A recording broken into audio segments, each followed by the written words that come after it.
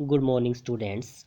Today we will read third chapter, The Desert, and the book is An Alien Hand.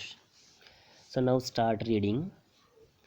Those of who live in regions covered with forests and surrounded by hills may find it difficult to imagine what a desert is really like. हम में से जो जंगलों और पहाड़ियों से घिरे क्षेत्रों में रहते हैं उनके लिए मरुस्थल वास्तव में कैसा होता है यह कल्पना करना शायद कठिन हो सकता है। The popular belief is that it is an endless stretch of sand where no rain falls and therefore no vegetation grows. मरुस्थल के बारे में जो प्रसिद्ध धारणा है वह यह है कि यह रेत का अंतहीन फैलाव है जहाँ वर्षा नहीं होती और इसलिए वनस्पति भी नहीं उगती। It is dry, hot, waterless and without shelter. यह सूखा, गर्म, जल रहित और छाया रहित होता है। But this is not entirely correct, लेकिन यह पूर्ण रूप से सही नहीं है। For those who have studied it the desert can be a beautiful place. मरुस्थल उनके लिए जिन्होंने इसका अध्ययन किया है एक बहुत ही सुंदर स्थान हो सकता है। It is the home of a variety of people, animals and plants that have learned to live under very hot and dry conditions. यह कई किस्म के लोगों, पशुओं और पौधों का घर है जिन्होंने बहुत सूखी और गर्म परिस्थितियों में रहना सीख लिया है। True, the ground is not always hidden by a cover of grass, plants and trees as it is in other climates. सच में यह जो मरुस्थलीय भूमि है हमेशा घास, पौधों और पेड़ों से ढकी नहीं रहती जैसी यह दूसरी जलवायु में होती है। But whenever it rains, which is rare, desert flowers bloom and the sight can be as rewarding as that of any tropical garden.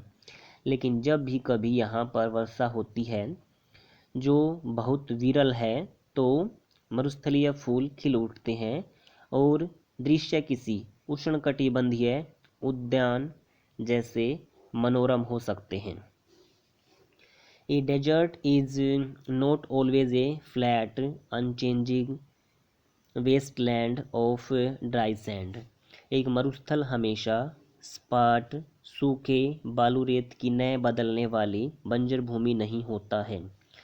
It में हैव माउंटेन्स एंड हिल्स। इसमें पर्वत और पहाड़ियाँ भी हो सकती हैं। इट में हैव एन ओसिस, बिग और small.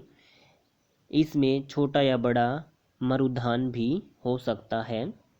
An oasis is like a green island in the middle of a desert where a spring of a well gives plants and trees a better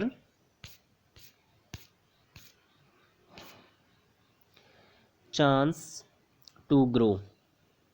एक मरुधान मरुस्थल के बीच में एक हरे टापू जैसा होता है जहाँ कोई झरना या कुआं पौधों और पेड़ों को बढ़ने का अच्छा मौका देता है। A desert may be hot like the Thar और कोल्ड लाइक लद्दाख। कोई मरुस्थल थार जैसा गर्म या फिर लद्दाख जैसा ठंडा हो सकता है। But generally speaking, if a place has little or no water and vegetation, people usually call it a desert. लेकिन साधारण तौर पर यदि किसी स्थान पर पानी और वनस्पति बहुत कम अथवा बिल्कुल नहीं होती हैं तो लोग प्राय उसे ही मरुस्थल कहते हैं। Some deserts are almost totally without water. कुछ मरुस्थल लगभग पूरी तरह पानी से रहित होते हैं। In such places strong winds blow raising heaps of sand and depositing them as mounds. ऐसे स्थानों पर शक्तिशाली गर्म पवनें रेत के ढेरों को उड़ा ले जाती हैं और उनको टीलों के रूप में जमा कर देती हैं। These are called sand dunes that shift and move endlessly across the desert। और मरुस्थल में जो दूर दूर तक अनंत रूप से आगे बढ़ते हैं और सरकते रहते हैं। Few plants can survive on such dry shifting sands। ऐसे सूखे एवं सरकते रेत में कुछ ही पौधे बच सकते हैं। So remaining part we will read in next video.